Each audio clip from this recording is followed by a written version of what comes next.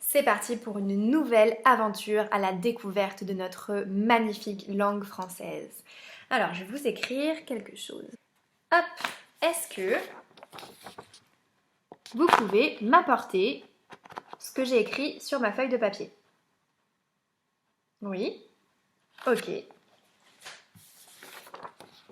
Est-ce que vous pouvez m'apporter ce que j'ai écrit sur ma feuille de papier? Oui, ça aussi, vous pouvez me l'apporter.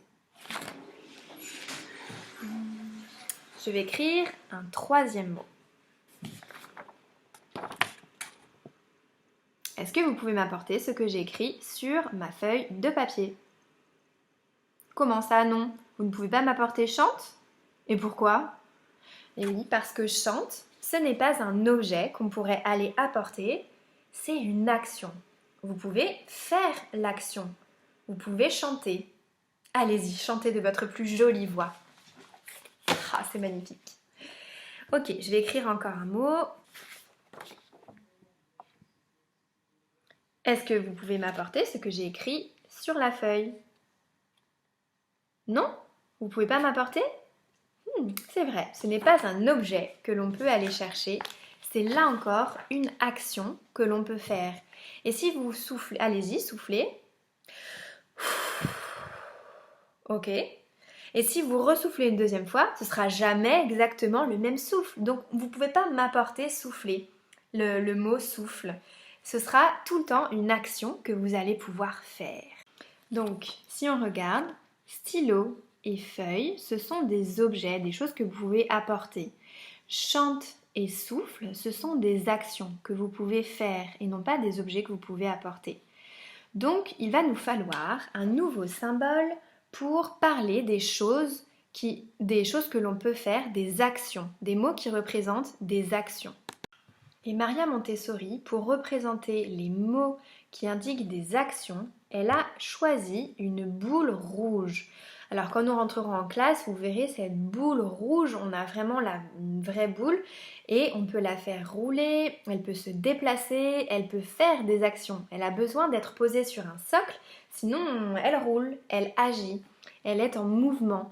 Et c'est pour ça qu'elle a choisi la boule. La boule, c'est quelque chose qui est en mouvement et rouge qui représente l'énergie, le feu de l'action. Donc, au contraire de la pyramide noire qui est stable, qui ne bouge pas, la boule rouge qui est plutôt symbole d'énergie et de mouvement va nous servir à symboliser les mots qui désignent des actions. Donc, vous allez prendre une feuille et sur cette feuille, vous allez dessiner vous aussi une boule rouge. On n'a pas une vraie boule, donc on a pris juste une tranche de boule, c'est-à-dire un cercle rouge. Et sous cette boule rouge, vous allez pouvoir écrire des mots qui représentent des actions. Moi, je vais faire une petite liste aussi, et vous pouvez en faire une en même temps, et à la fin, on va comparer nos listes. On en aura certainement des très différentes, parce qu'il y a des milliers de mots qui représentent des actions. Voilà ma petite liste de mots. Alors j'en ai fait une toute petite, mais je pourrais en faire une très très longue en scotchant d'autres bouts de papier. Vous pouvez faire une liste interminable, essayer de trouver le plus de mots possible qui représentent des actions. Donc moi j'ai écrit jouer, rire, lire, mange, comme quand je dis je mange, venez, tiens, portons ensemble cette chaise qui est si lourde.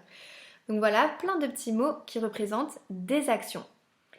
On va aller un petit peu plus loin dans la découverte.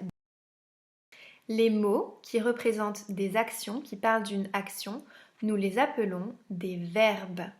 Donc en haut de votre liste, sous le rond rouge que vous avez dessiné, on va écrire verbe. Et voilà, comme ceci. Les mots qui représentent des actions, qui donnent de l'énergie à la phrase, ce sont les verbes. Ici, j'écris verbe et en dessous, j'ai une colonne uniquement pour les verbes. Et vous vous rappelez de nos phrases avec des déterminants, des adjectifs, des noms? Eh bien, ces trois mots, déterminant, adjectif et nom, forment ensemble ce qu'on appelle la famille du nom. On appelle ça aussi le groupe nominal. Et cette famille du nom, quand il n'y a pas de verbe, elle ne fait rien. Il ne se passe rien, il n'y a pas d'action. Mais si un verbe arrive, Là, il va bousculer la phrase et lui donner de l'action, du dynamisme. Nous allons essayer. On va rajouter une action dans chacune de ces phrases. Voilà, j'ai rajouté à chaque fois un mot qui représente une action pour qu'il se passe quelque chose dans ma phrase. Le gros chat joue. Le mot joue indique quelle action fait le gros chat. Une souris verte court. Le mot court indique quelle action fait la souris verte. Les énormes poux sautillent. Sautille indique quelle action les énormes poux font. Et enfin, un arbre magnifique se balance. Se balance indique quelle action fait un arbre magnifique. Et du coup, dans mes phrases, je vais pouvoir symboliser mes verbes qui indiquent les actions avec mon feutre rouge. Et voilà, j'ai symbolisé toute ma phrase avec le nom, ce dont on parle, le déterminant qui accompagne le nom, qui dit s'il y en a un ou plusieurs, l'adjectif qui dit de quelle sorte de nom il s'agit, et le verbe qui indique l'action effectuée par le nom, l'action qui se trouve dans la phrase. Donc vous aussi, vous pouvez imaginer de nombreuses phrases dans les livres, aller en chercher dans des livres, dans des poésies, dans des chansons, et symboliser vos phrases en vous demandant à chaque fois quel est le mot qui m'indique ce dont on parle. Quel est le mot qui m'indique combien il y a de noms? Quel est le mot qui m'indique de quelle sorte est le nom? Quel est le mot qui indique quelle est l'action? Et ainsi, vous pourrez trouver les noms, les déterminants, les adjectifs et les verbes de chaque phrase. Une fois que vous êtes entraîné sur plusieurs phrases et que vous aurez trouvé à chaque fois les déterminants, les adjectifs, les noms et les verbes, vous pourrez passer à la vidéo suivante qui va un petit peu plus loin dans la découverte du verbe.